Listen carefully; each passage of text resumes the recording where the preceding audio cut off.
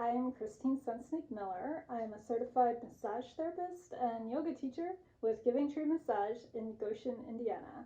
And don't worry about all the stuff behind me right now. We'll get to that in a second. It'll make sense, but for now, just block it off. So if you're here with me today, hopefully it's because you feel ready to move on from what we were doing in levels 1, 2, and 3. If not, please go back, work with those videos. It's really important to build a strong foundation from what we've been doing so far, and then build from there. Otherwise, you'll get lost and confused, and we don't want that.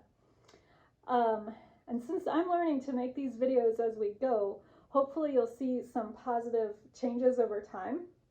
I'm learning via trial and error, and I have no previous experience making videos. So today I'm hoping for some improvements in lighting and camera positioning, especially during our practice time.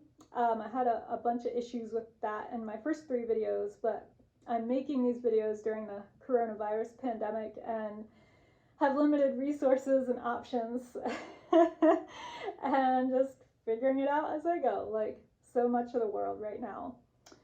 And I suppose learning to make videos is a step-by-step thing. You start at the beginning, you have some basic infrastructure, and then build from there, and it gets more sophisticated over time. Just like yoga practice, you start where you are, start with something, keep putting time into it, consistently developing the skills, gathering your resources, whether you're making home videos or practicing yoga, even amidst delays and setbacks and all that. So today we're going to look a little bit more at breathing in yoga and the way the practice of yoga affects the nervous system. In yoga, we use the breath to focus the mind and direct our movement. So many people go through life not thinking about their breath very much, and that's because we don't have to think about it. It happens automatically, whether we're aware of it or not. But our breath is controlled by the autonomic nervous system, along with all the other automatic functions of our body. However, our breath is the only function of the autonomic nervous system that we can directly control and consciously control. So it can happen automatically, or it can be a conscious choice. And the option to choose makes all the difference. With no other functions of the autonomic nervous system do we get to decide how it's operating. So I made a ghetto chart on the wall to show how this works, and I'm going to use it in a second. Like I said, this is during the pandemic. I couldn't get a dry erase board or a flip chart, so I tore up some, this is the back side of some Christmas wrapping paper, and I put it on the wall in place of a dry erase board. So enjoy this. I'm going to step out of the screen so you can see it. And hopefully this will create a useful visual. The autonomic nervous system has 2 branches, the parasympathetic and the sympathetic. When we talked about the parasympathetic branch in level 2, it helps create homeostasis and an even-keeled, calm, steady state. It's called the rest and digest response. The parasympathetic branch slows your heart rate, deepens your breath, helps your body calm down, helps your mind get calmer and clearer, promotes a slower heart rate and respiratory rate, and increases your digestion and nutrient absorption.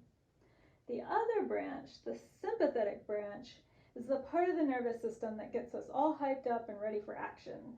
The sympathetic nervous system prepares the body for stressful and life-threatening situations, so it's commonly called the fight or flight response.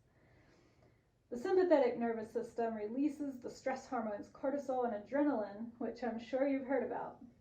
These hormones increase heart rate, increase muscular tone and strength, and also tension, release stored energy in the muscles, and cause sweating, among other things. The parasympathetic and sympathetic branches of the autonomic nervous system need to check and balance each other. If you have too much of either one, it's a problem. So, as I've said, I'm recording this during the COVID-19 pandemic. We have a lot of sympathetic nervous system activity going on in society and around the world. And there's a place for it. It is necessary for our survival. We do need it, and it can give us a great boost of focus and energy at times when we need it. But there's a big physical and mental cost to getting stuck in the sympathetic state too much of the time. So yoga is a concrete and tangible tool to help us shift out of the sympathetic state. It's a physical and mental practice to help us dial down the sympathetic, my marker, dial down the sympathetic nervous system and help us dial up the parasympathetic response, parasympathetic nervous system activity. So it's invaluable to realize that you can choose to shift gears from one to the other. And it's not just something that happens to you. You have tools that you can use. Realizing you have a choice in the matter can change everything. So whenever you're not under immediate threat and don't need to immediately scramble to avert a major crisis, you might as well turn down the volume on the sympathetic activity so that your body will work more smoothly, so you'll be able to think more clearly and you'll feel way better.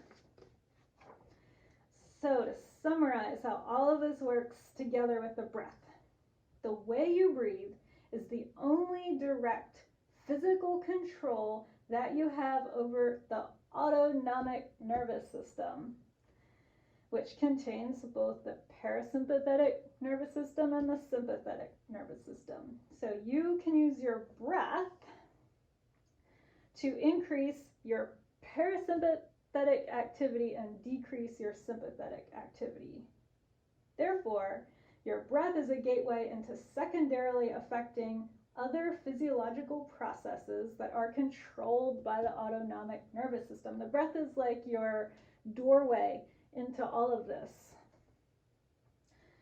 So using your breath, you can control the amount of tension in your muscles, the level and type of hormones coursing through your body, your heart rate, your digestion and nutrient absorption, and the way you're thinking. Remember how we talked about the mind-body connection in level 2? That's all relevant to this as well. So as you practice today, keep a bit of your attention on the breath, as much of your attention as you can afford. Feel your whole body expanding on each inhale and emptying on each exhale. Feel the air moving into all parts of your lungs, including low into your lungs. A lot of people don't do this, and they actually have a shallow breathing pattern, which can cause a variety of issues. So let your whole body breathe when you practice. With today's practice, we're also going to put a bit more emphasis on strengthening our whole body. Yoga utilizes some invaluable movements that make the whole body work together and allows you to build strength using your own body weight. And this can become quite complex and advanced, and today we're just going to start with some basics. We'll be doing some poses where our arms and hands will actually work like legs and feet, and we'll have to weight bear and support us. Our core muscles will also have to engage to pull this off. This is really useful in building overall strength and stability and helps make other movements safer, stronger, and more efficient. However, if you haven't done these types of movements since you were a kid, it can be really challenging at first. So that's one reason you've been creating your practice list of various poses and movements that you can practice, and we talked about that in levels 2 and 3. So just like before, if you need a breather or a break from anything that I'm leading, You can substitute any other pose or any other movement that would seem to fit in well in place of what I'm leading. Just consult your list. Child's pose, which we'll learn first today, is a good go-to movement whenever you need a break from what I'm leading. By now, you should really have a yoga mat. You'll be working much harder if you don't have one yet. You're welcome to try that, but I don't recommend it. The videos in levels 2 and 3 talk about where you can get a yoga mat, usually for $7 to $12. And I'm not going to repeat all the same details and instructions that I covered in the earlier levels. Just assume those are all still true. You get the idea. I'll just do a brief summary. Take responsibility for your experience. Pay attention. Listen to your body. Steer away from pain. Everything I say is a suggestion and never a requirement. And then secondly, this program is not intended to replace medical advice and should not be construed as such. So if you're choosing to continue, you're doing so at your own risk. And number 3, it's great to practice yoga with music, but for now I'm going to let you pick your own tunes rather than being subject to whatever I pick. So I'm not going to play music. You can pick your own and play it in the background. All right, I'll see you on the mat. All right, so today I'm going to introduce you to a new yoga prop that we haven't talked about so far. We have by now talked about mats and straps and blankets, but let's meet yoga blocks today. So these are 4-inch foam yoga blocks.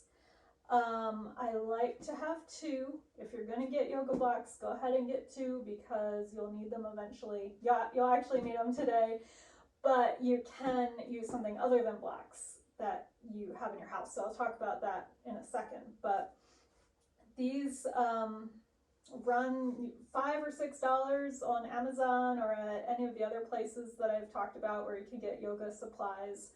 You can usually get a pair of 2 for $10. 10 to 12.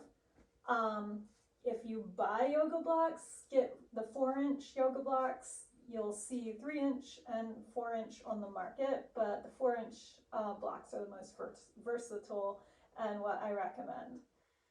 Now, if you do not have yoga blocks at this point, that is fine. We're only going to use them for one pose, and not everybody is even going to need them for that one pose.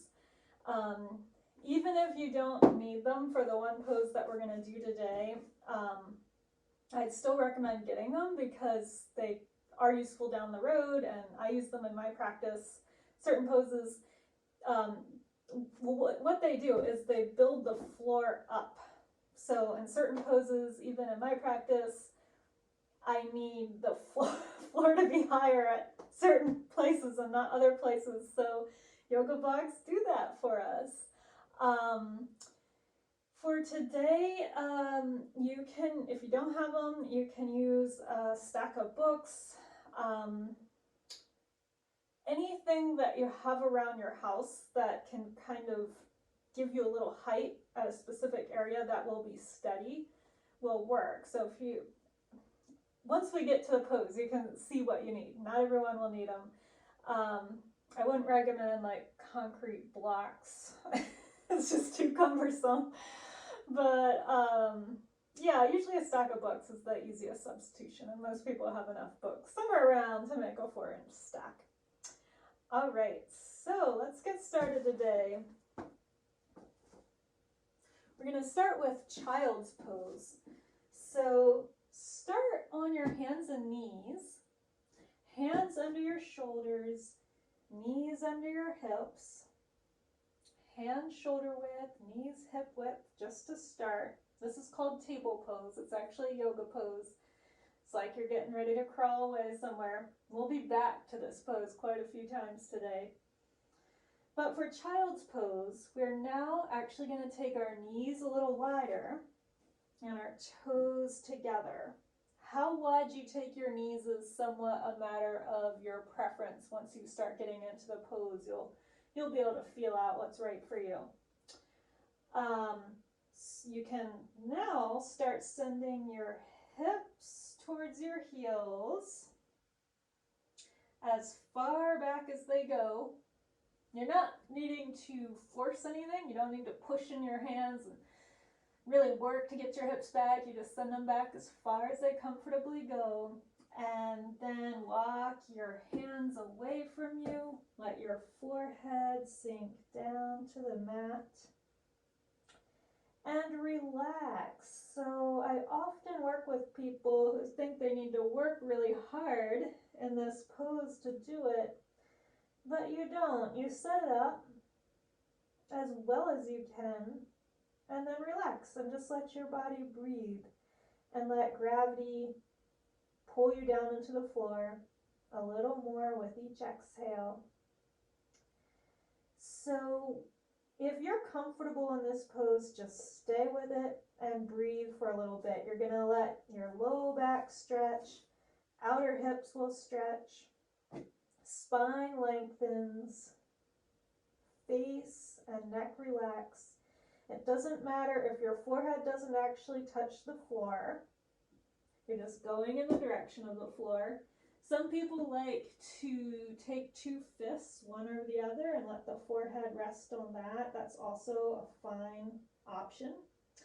If you're not comfortable in this pose, I'm going to talk to you now. So if you're comfortable, relax and breathe. If you're not, pay attention. One option is to take a yoga blanket like I showed you in the last video, and I forgot to have it with me here today. But just imagine a yoga blanket. You could put that under your knees. Okay, a little more cushion under the knees. And that is true for any other pose that we do today where you'll be weight bearing on your knees. A folded blanket or even a dense towel that's folded the right number of times to be about as wide as your yoga mat can add some cushion. So definitely keep that in mind. I wish I had that here, but I didn't think that far ahead when I was making the video. Another option, if you're just really not comfortable, is to sit on something with your hips. So it could also be a rolled up blanket, rolled up towel, dense pillow, even a bed pillow would work here. This is a yoga bolster. It's a fancy yoga prop that you can also buy wherever you buy yoga props. But you don't need a bolster. You can use anything that's comfortable to sit on, and then your pose would look like this.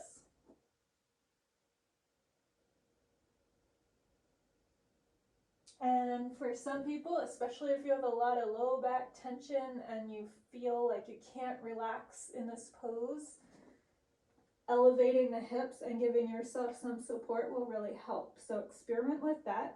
Another thing that can be going on for people is ankle mobility. Not everyone's feet can bend that way at the ankles. So in that case, you could also have your blanket or your towel that you roll up to make a roll, or you could use your mat or a pillow. a thing that's thin is good for this. So roll up something under your ankles. Towels work great. So at least 3 options there. Something under the knees, something under the hips, something under the ankles. You could do all 3. Figure out how to make child's pose feel really comfortable, because that one's really important.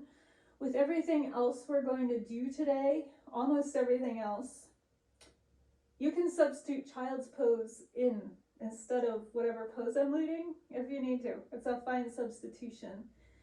But it only works if you have a version of child's pose that is comfortable for you. So take some time to figure that out. It's a very important piece of today. Also, if your knees are bothering you with flexion, as in bending the knees, that's another time to sit up. If you elevate the hips, less bend in the knees. So keep that in mind. You can go as high as you need to go. All right, so that's already a big lesson for today. Let's all be in the child's pose that we like now for 3 more breaths. 1,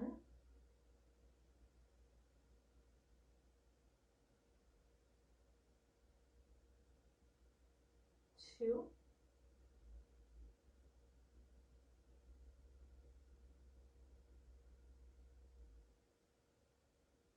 3.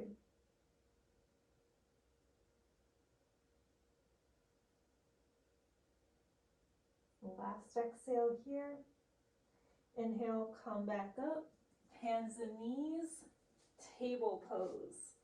Once again, if your knees are sensitive to pressure and weight bearing on them, you're going to have your blanket or your towel or 2 blankets or 2 towels giving you a little cushion. Next pose, cat and cow. We're going to exhale, curl the head and tailbone in towards each other like this. Push the middle of the spine up towards the ceiling. So it's like your spine is making a C shape. Like an angry cat. This is cat pose. Okay, just feel cat pose for a few more seconds. Now the other pose is cow pose. We'll put these 2 poses together in a second. Cow pose, belly drops, tailbone up, head up. Arch the spine the other way. Your belly is hanging down like a cow that has just had a lot to eat or drink.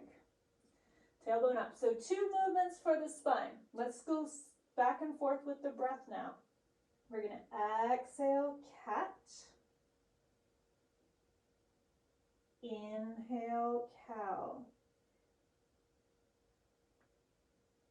Keep going with your rate of breath.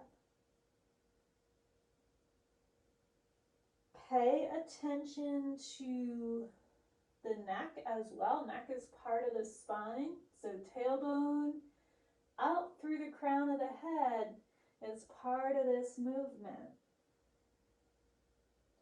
Everything else is strong and steady, so you aren't bending and bowing your elbows. You aren't doing this movement with the arms. It's just through the spine. Last thing I want to talk about while we're doing this is paying attention to your hands and spreading your palms and fingers out to make a really fat, wide base. Actually, let's come to table pose again and look at our hands. So, fingers spread wide. In a moment, we're going to be weight bearing on our hands, and we want to feel the weight through all the fingers, including the thumb.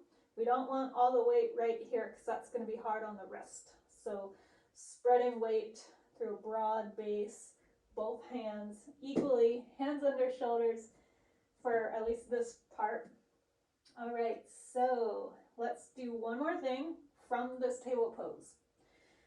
Inhale, take your right arm out in front of you. You can look at something for balance. Exhale, take it down. Inhale, left arm out in front of you. Exhale, take it down. Inhale, right leg straight back, toes point down, just like in Warrior 3. Level hips. Balance an imaginary cup of tea or other beverage on your low back so that your right hip isn't going up. Level hips. Back to table. Inhale, left arm. Level everything. Feel that. Feel your core working to keep your left hip from hiking up. And back down, hands and knees. Now, let's put this all together. Steady gaze on a single point. We're going to inhale, right arm and left leg. Opposite arm, opposite leg. Exhale, hands and knees. Inhale, left arm, right leg. Exhale, hands and knees.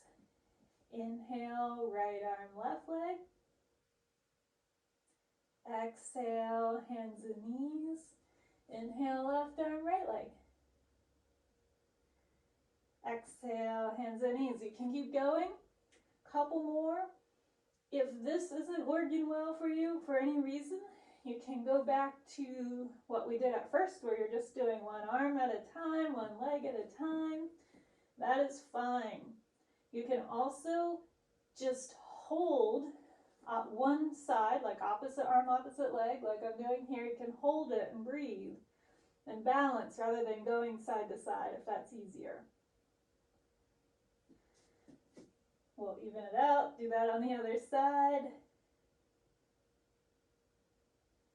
All right. Table. Child's pose, your child's pose. Rest in child's pose while I talk about wrists.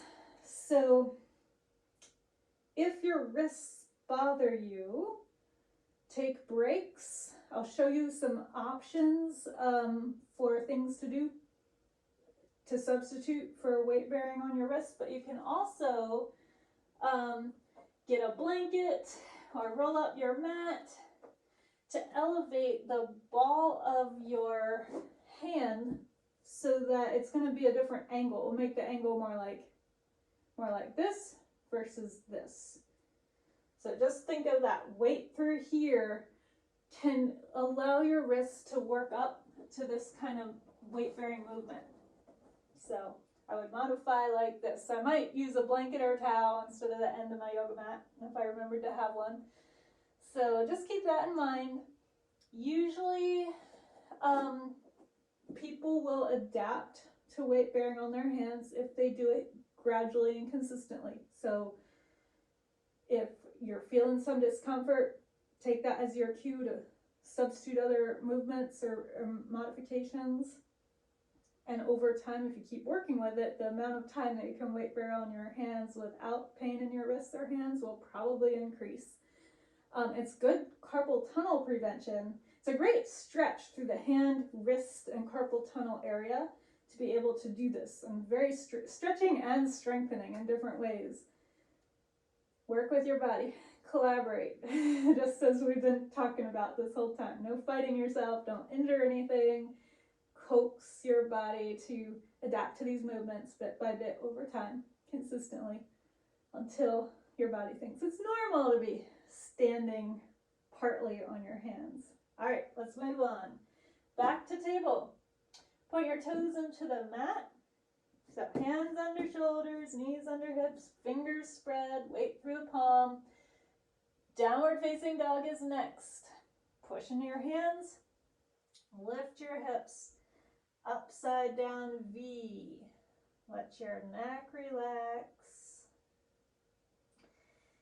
Now a lot of people, they're going to be looking like this. If you haven't done much yoga, you might be looking like this. So let's talk about what to do if you're looking like this. Maybe you don't even know it, but try these cues and see if it feels different. What we're going to do is bend the knees a little bit, push into the hands, send the hips up, send the shoulders back. Make a line as long as you can through your wrists, up through your tailbone. Hopefully I have a pretty good line there. It's an angle. It's like part of the roof of an A-frame cabin. Now, if your hamstrings are pretty tight, this might be where you stay, and this is a great way to do down dog. You want to feel length through your low back. You want to feel like your shoulders are stretching and lengthening. You're not scrunching your shoulders up by your ears. You have some space, kind of broad across there. If you have the flexibility to do it, you can do the other side of your A-frame cabin by straightening out your legs, letting your heels sink towards the floor. Does not matter if your heels touch the floor. A lot of people think it does, and they start fighting themselves to get the heels down, and as a result, they distort the rest of the pose. So think about your two lines of the A-frame cabin, and wherever the heels go from there is fine. If it works better to keep your knees bent and you feel like you have better alignment for your back, then do that. Option 2 is to alternately bend one knee, press the opposite heel, go side to side.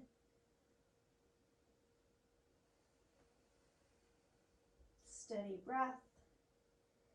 And now, if we're newer to yoga, we've had enough of this by now.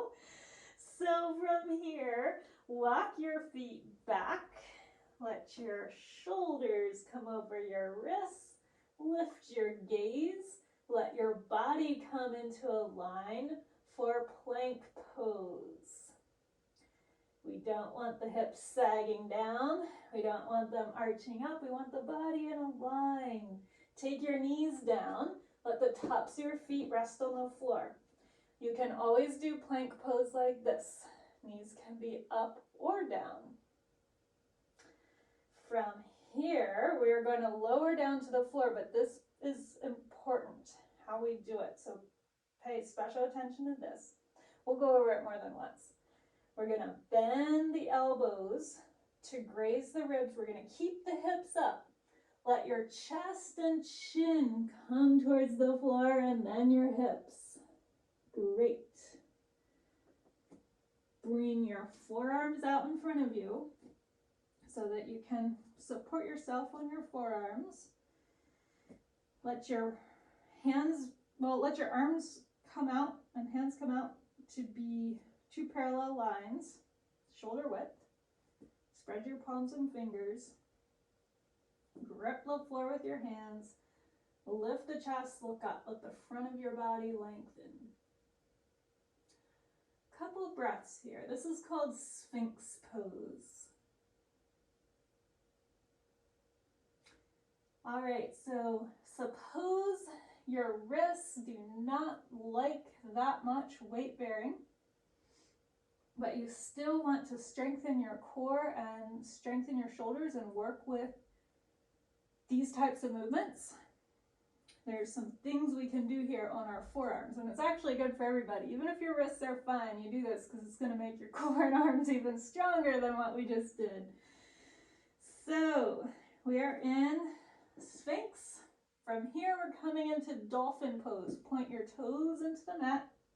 Use your core to lift the hips. Then walk your feet forward. Hips go up like downward facing dog, but now we're on our forearms. And breathe. Option to bend the knees a little bit. If that helps you send the hips up and lengthen the back. Dolphin pose. Always a option to substitute in place of downward facing dog. From dolphin, walk your feet back. Let your head come up just enough so your neck is in line with your spine and come to forearm plank. This is your core strengthener. You can hold this and breathe if you can. Other option is to take the knees down. Other option is to move between knees up and down. That's another way to work with it. You find the option that works well for you to strengthen your core in forearm plank. Other option is to let the hips come down, and then every inhale, lift the hips up. So if you're feeling really challenged with this movement, I want you to do this one. Make sure your elbows are right under your shoulders, and every inhale, lift the hips. That's a great way to go. Eventually that will become easy, and then what you'll be doing is keeping the hips up and alternately lifting the knees. Every inhale, every exhale, taking them down. Someday you'll just be in a straight line. So find what's working for today, and then let's exhale, come down, hips down. Inhale, Sphinx pose. Exhale, child's pose. Hands go under shoulders. You come up to table, take your knees wide, toes together. Your version of child's pose, whatever you've been doing. Couple breaths.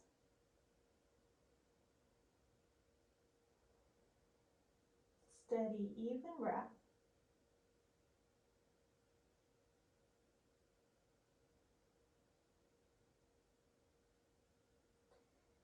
Inhale, come up to table.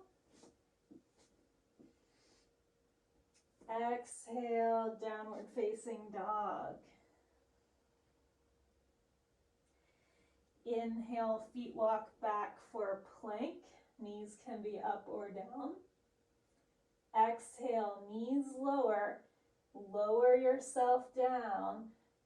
Keeping the hips up, chest, chin, and hips come down to the mat. Inhale, cobra pose. This time it's like Sphinx. Only your back muscles lift you up and your hands stay under your shoulders. So feel your back muscles working, lifting. You can push into your hands a little bit. Mostly we want your back to work. Test if your back is working by lifting your hands. Keep making the back work to do this. Great. Couple of breaths. Hands can be up or down. One more inhale. Exhale, downward facing dog. So you're going to push into your hands, come through hands and knees. Exhale, downward facing dog. Inhale, feet walk back to plank. Head lifts, body's in a line. Exhale, knees down, lower. Inhale, cobra. Exhale, downward facing dog.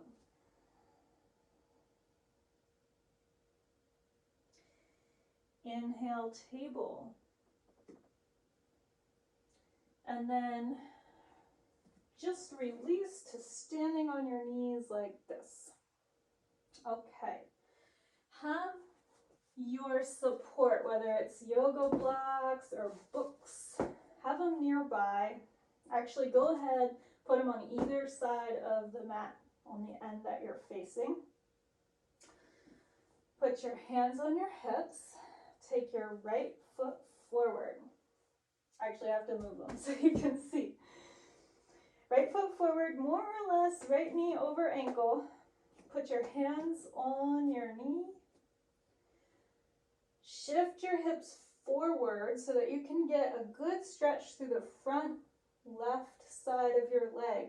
Remember that you can put a blanket under your knees. Make sure it's not wrinkly and something that your knee's going to slide off of. Nice wide cushion there.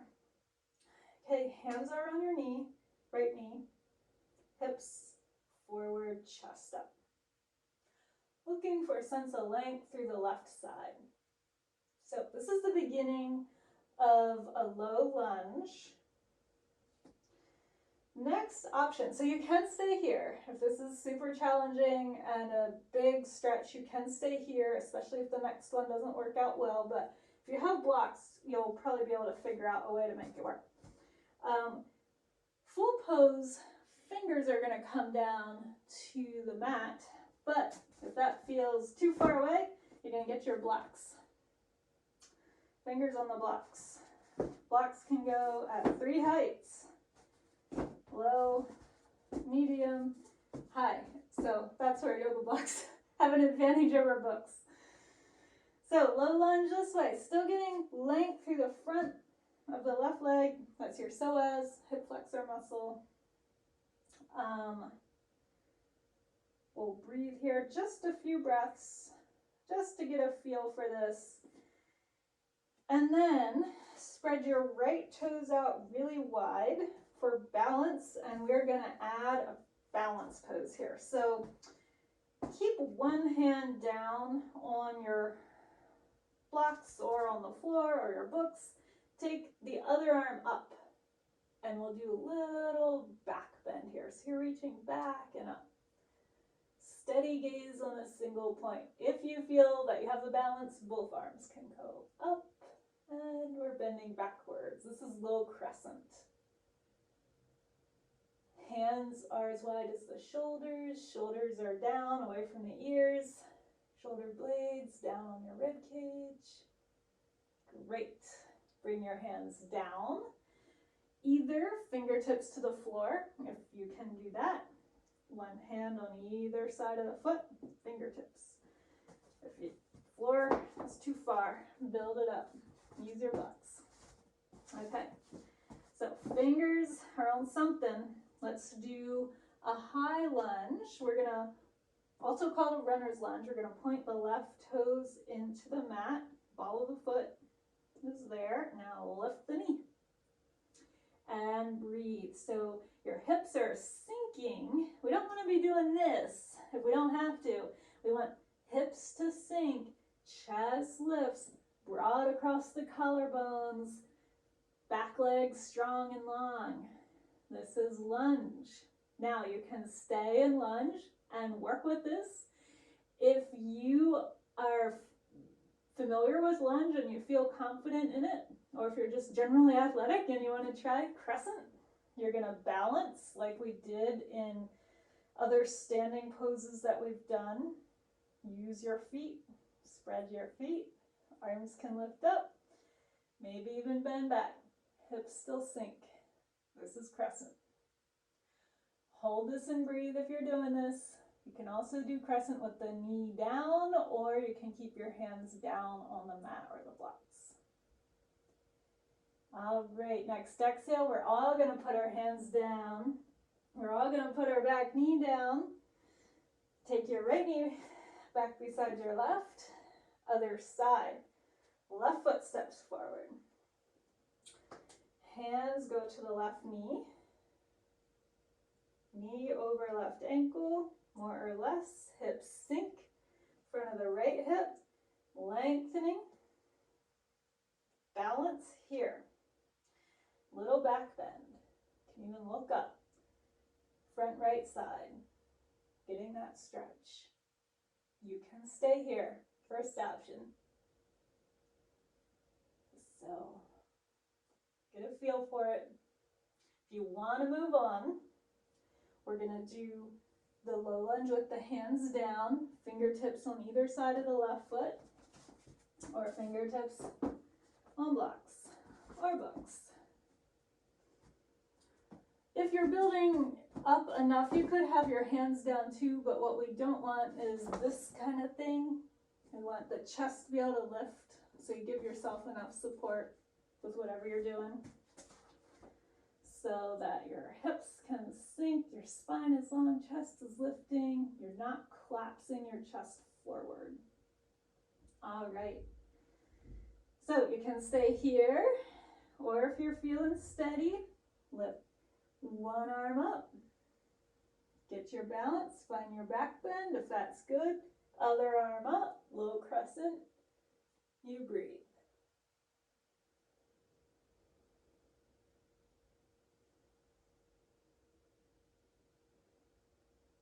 Steady breath.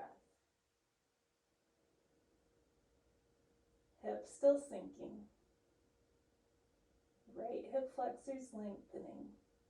Exhale, come down. Back to your version of the low lunge. Then you can have your blocks there or not. Let's do the high lunge. So right toes point down into the mat. Steady gaze for balance. Right knee comes up. Find your lunge. Hold that and breathe.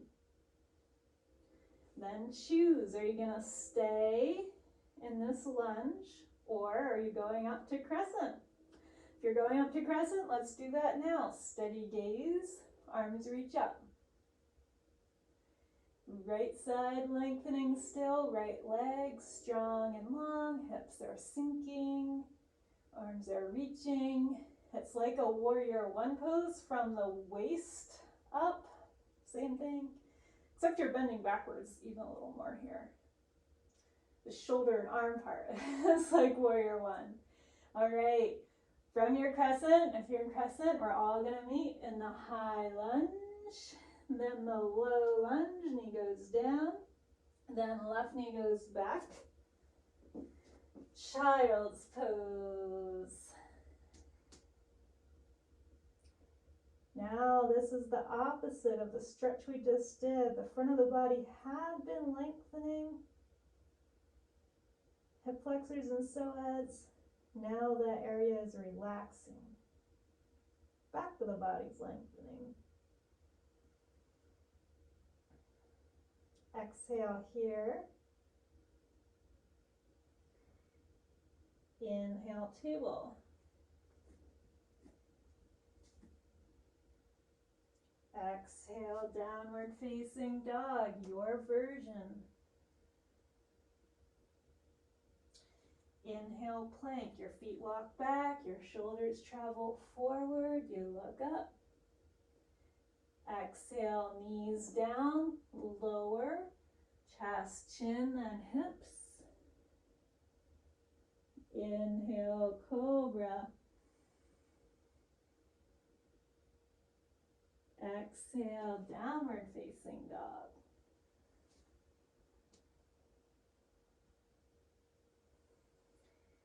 Inhale, plank. And then exhale, plank with the knees down. I'm going to teach you a pose called side plank, and I'm going to show you a couple options. You're going to pick which one works well for you. First option, right hand under right shoulder. I'm just going to tip over, so I'm still on my knees, but left arm is reaching up towards the ceiling. My legs are stacked. Body's in a line. I'm not doing this. It's like the side of my body, like I'm a board propped on its side. Side plank. Left arm reaching, reaching, fingers spread. If you have the balance, you look at a point on the ceiling past your left fingers. Okay? That's your first option. So if this is the right option, you keep practicing this. You can come out when you need to, take a break in child's pose when you need to. Your next option is side plank from a full plank with the knees up. So you just tilt it onto the side. You can have your feet offset. Front leg a little in front of the left leg a little in front. Third option, you can stack your feet. Steady breath, steady gaze past your left fingers.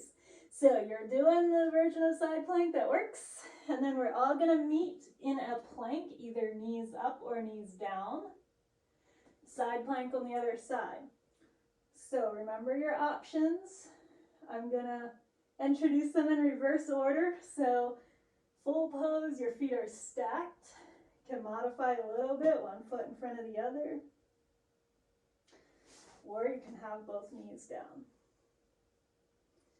Steady gaze, steady breath. This will help arms and core stability. From wherever we are, we're going to meet back in plank. Knees up or down. Lower. Cobra. Exhale, downward facing dog.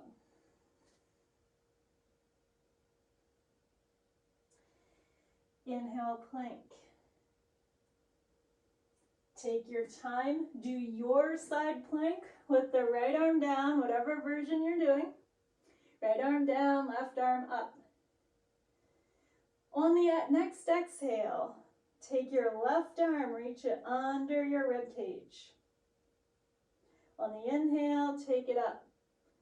Look up, past the fingertips to the point on the ceiling. Exhale, arm down. Inhale, up.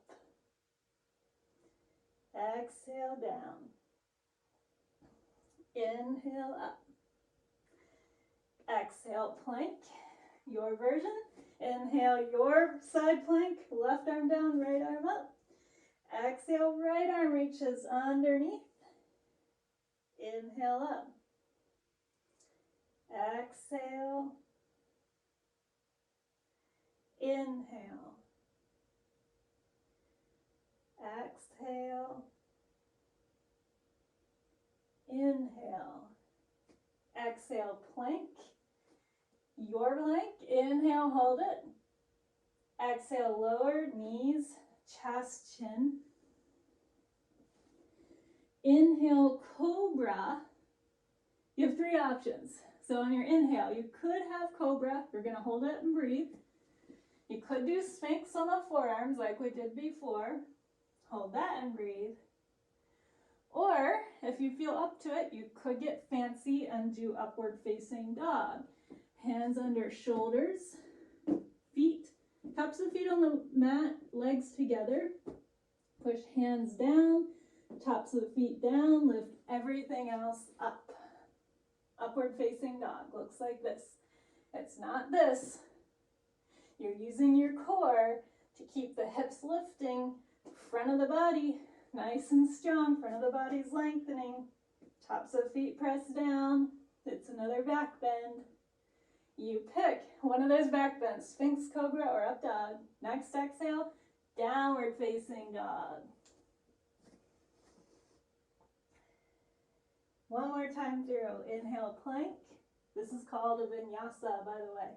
You'll need it later. Exhale, lower, knees, chest, chin, and hips.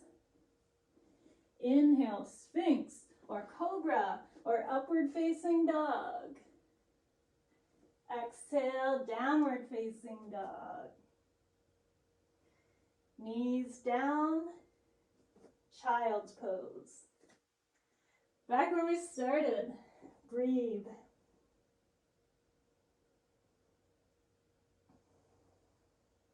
Let gravity pull you down.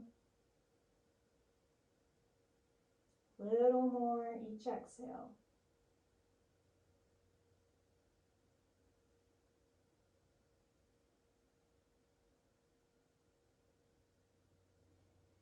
Inhale, come up to hands and knees, but I'm not going to make you do all that again.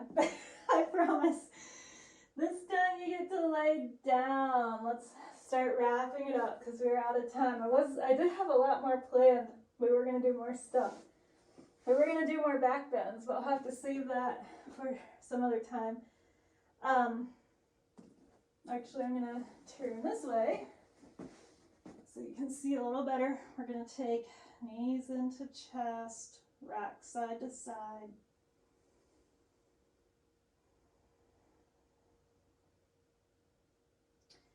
Take a moment, take about 2 minutes. This is an experiment for you to self-direct your practice. You're going to pick a pose that you know that you can do laying down on your back that feels like the right idea. So we learned a bunch of those in the level 2 practice. Use your practice list, use your memory, use your sense of intuition about what's the right thing for your body. Pick one of those laying down on your back poses. You know a bunch of them. You can pick more than one. We'll spend a few minutes.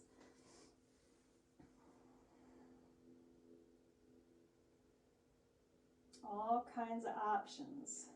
You might have your yoga strap nearby. We learned some things to do with that.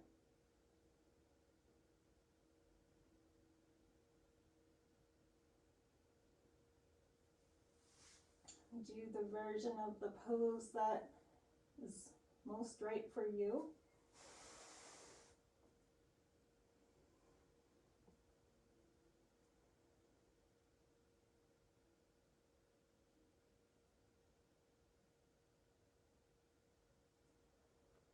It's always nice to end your practice with some of these deeper stretches, seated poses, laying down poses. We haven't done a whole lot seated because we ran out of time, but they'll be coming in. Well, I'll be bringing them in future videos.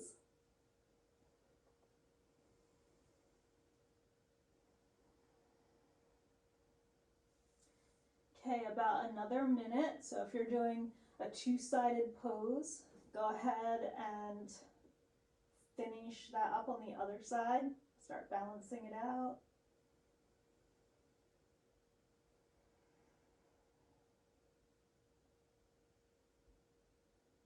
Pay attention to how things feel when you practice them, different movements.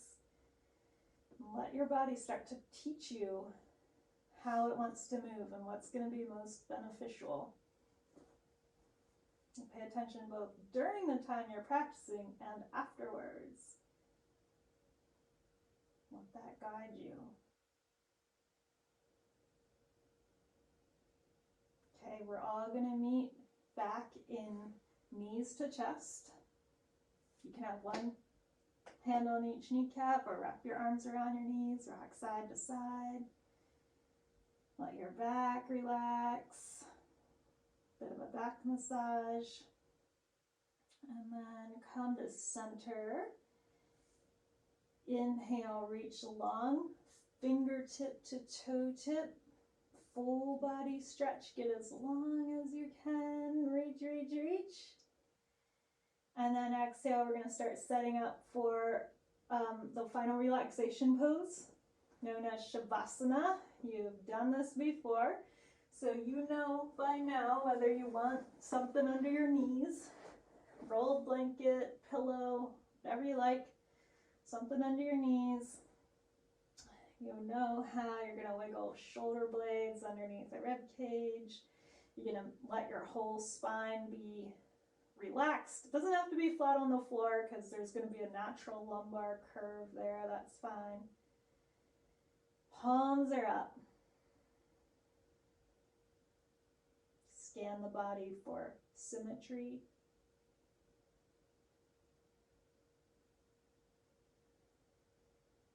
Left and right.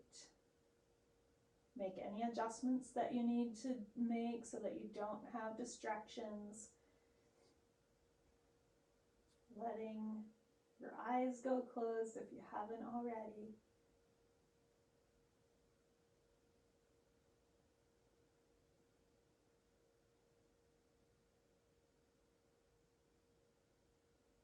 Letting your body breathe. Deep, steady, even breaths.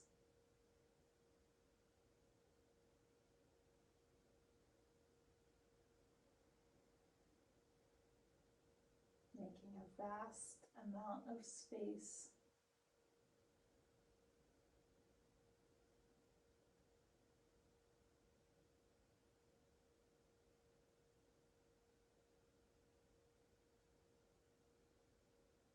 Especially at the end of each exhale.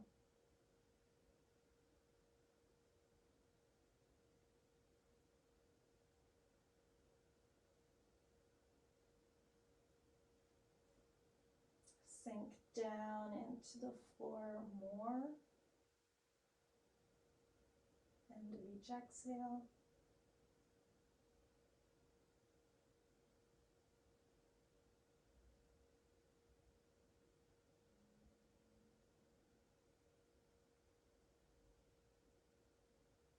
Getting heavier and heavier.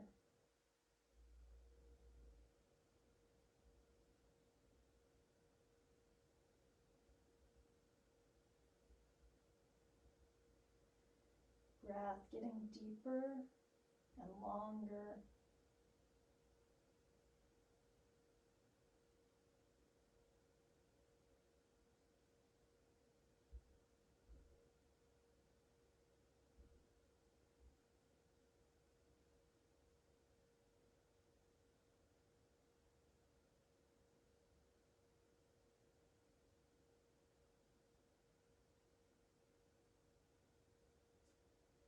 Let yourself be held in a blanket of stillness.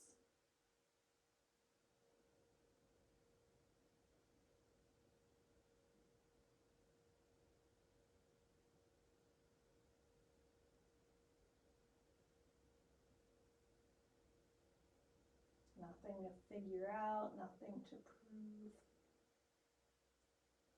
nothing to present or portray or accomplish.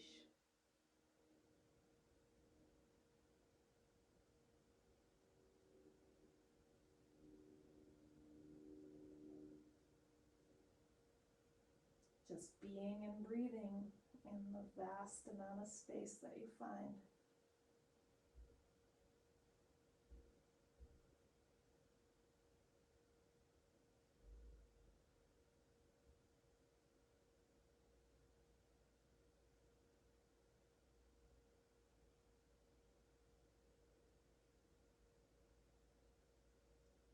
See what it is that wants to come through.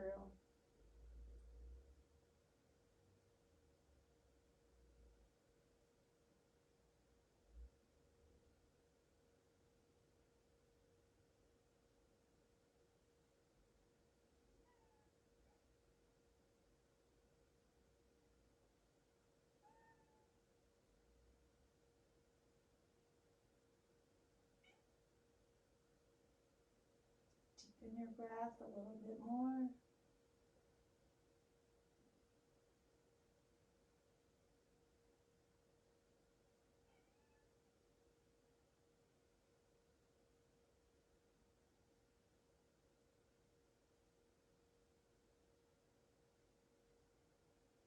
And then start coming back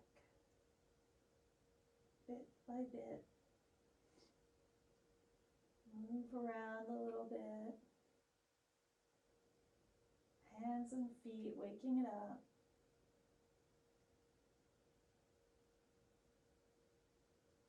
Bend your knees.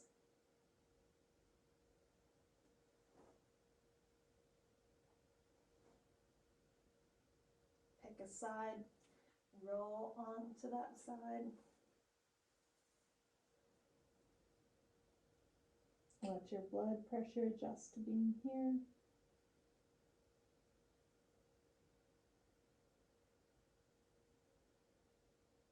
And then from there, use your hands pushing into the floor, come up to sitting, however you want to sit. Get used to being upright.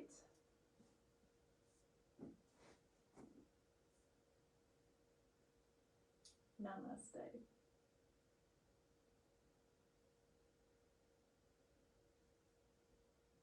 Figure out which movements and poses from today's practice are things you want to take with you and keep practicing, and you're going to put those on your practice list.